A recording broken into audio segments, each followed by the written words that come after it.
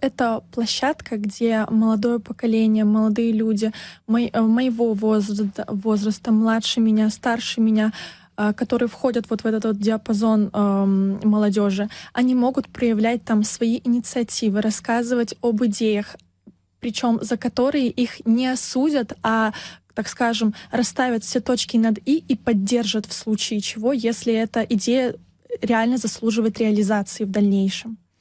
То есть сейчас, получается, в Абхазии до этого, вот мне хочется с вашей точки зрения, с точки зрения молодежи, понять, какая сейчас картина складывается. Нет возможности по-другому, вот не было до этого возможности. Какие, допустим, пути открывает молодежный парламент?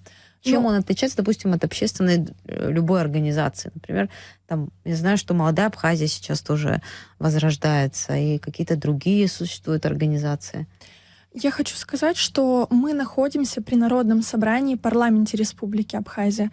То есть, так скажем, мы находимся между государственной властью и между молодежью. Мы можем мы можем увидеть две стороны медали. Мы мостик между ними.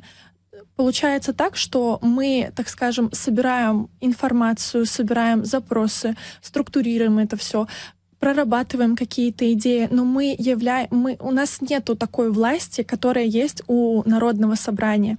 И то есть совместными усилиями будут вырабатываться какие-то проекты, реализовываться будут эти проекты, и надеюсь, что все получится.